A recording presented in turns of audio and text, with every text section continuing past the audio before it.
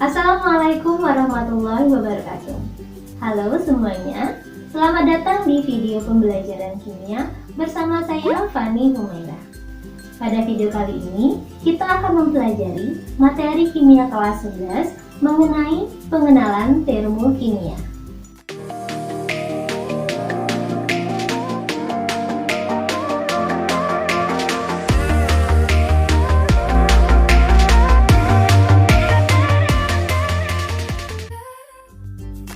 Pernahkah kalian berada di sekitar perapian ataupun di sekitar kayu yang sedang dibakar? Apa yang kalian rasakan? Tentunya udara yang tadinya semula dingin, lama-kelamaan akan terasa hangat. Nah, bagaimana hal ini bisa terjadi? Ternyata, perapian ataupun kayu yang sedang dibakar tadi menghasilkan suatu energi. Dan karena adanya perbedaan suhu antara si kayu yang sedang dibakar dengan udara di sekitarnya, maka terjadi perpindahan energi. Nah, energi apa yang terjadi di reaksi ini dan bagaimana proses perpindahannya, kemudian bagaimana cara menentukan perubahan energinya, hal ini akan dibahas pada termokimia. Termokimia adalah cabang ilmu yang mempelajari perubahan energi atau perpindahan energi yang menyertai suatu reaksi kimia ataupun perubahan fisika. Dan dalam termokimia ada dua hal yang harus kita perhatikan, yaitu sistem dan lingkungan. Untuk memudahkan kita memahaminya, mari kita coba bayangkan sebuah rumah. Segala sesuatu yang ada di dalam rumah tersebut disebut dengan sistem. Dan dinding kemudian atap yang membatasi disebut dengan batas sistem. Sedangkan semua yang ada di luar rumah termasuk panas matahari yang mempengaruhi keadaan atau kondisi di dalam rumah tersebut dinamakan dengan lingkungan. Berdasarkan interaksinya dengan lingkungan, sistem dibagi menjadi 3 macam, yaitu sistem terbuka, sistem tertutup, dan sistem terisolasi. Sebagai contoh sederhana, mari kita perhatikan 3 benda, yaitu gelas dengan tutup, gelas tanpa tutup, dan sebuah termos. Dari ketiga benda ini, yang mana yang merupakan sistem terbuka, sistem tertutup, dan sistem terisolasi? Ya, benar sekali. Gelas tanpa tutup merupakan sistem terbuka, di mana masih terjadi kemungkinan perpindahan panas dan perpindahan materi antara sistem dan lingkungannya. Sedangkan gelas dengan tutup merupakan sistem tertutup, di mana hanya terjadi perpindahan panas tetapi tidak terjadi perpindahan materi. Sedangkan sebuah termos merupakan sistem terisolasi, di mana tidak terjadi perpindahan panas maupun perpindahan materi. Energi panas dinamakan juga dengan kalor. Kalor bisa dideteksi melalui perubahan suhu dan besarnya kalor ini bisa dihitung melalui data percobaan. Nah, kalor yang diukur pada tekanan tetap disebut dengan entalpi. Tapi besarnya entalpi ini tidak bisa kita hitung. Yang bisa kita ukur adalah perubahan entalpi. Nah, perubahan entalpi ini bisa bernilai negatif atau kurang dari 0 atau juga bernilai positif atau lebih dari 0. Ini sesuai dengan reaksinya. Nah, pada termokimia terdapat 2 jenis reaksi, yaitu reaksi eksoterm dan reaksi endoterm. Mari kita pelajari lebih lanjut apa itu perbedaan reaksi eksoterm dan reaksi endoterm.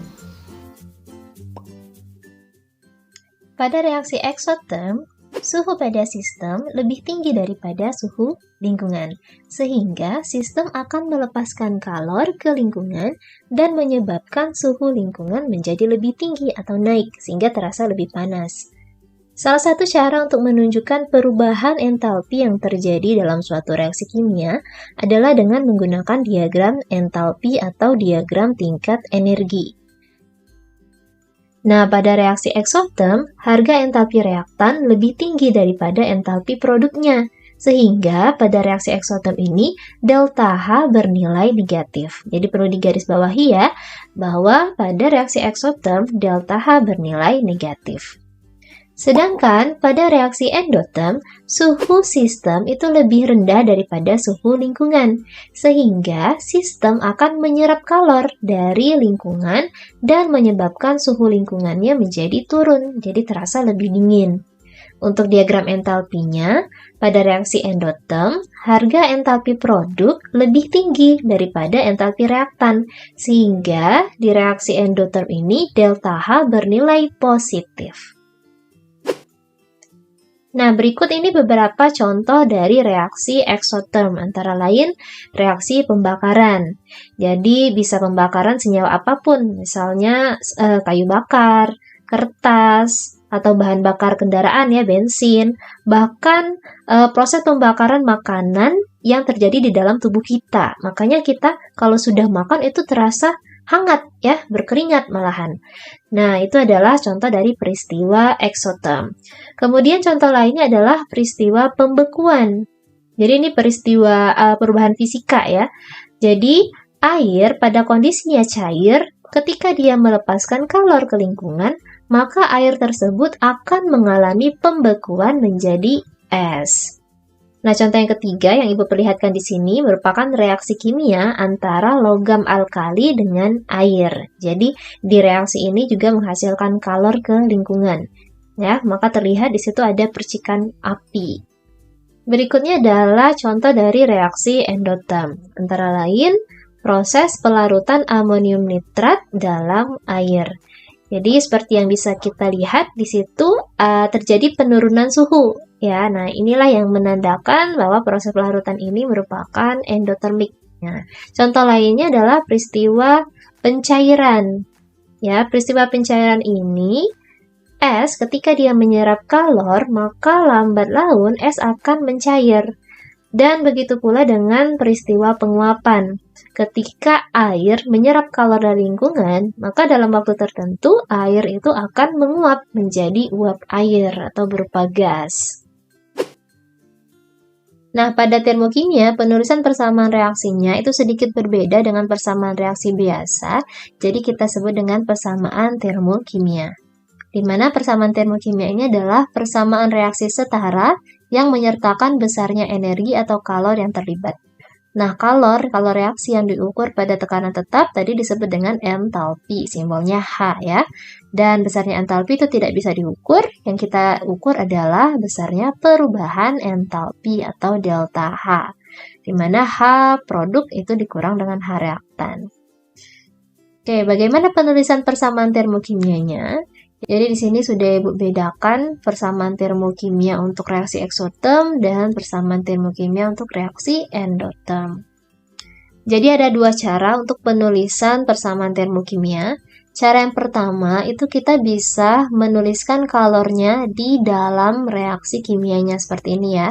Reaktan menjadi produk plus kalor. Nah, jadi kalau untuk eksoterm, karena dia menghasilkan kalor, maka kita letakkan kalornya itu di sebelah produk ya. Tapi untuk reaksi endoterm, karena dia membutuhkan kalor, berarti letak kalornya itu di sebelah kiri ya, di ruas yang reaktan. Jadi contohnya 2C plus 3H2 menjadi C2H6 plus 85 kJ per mol.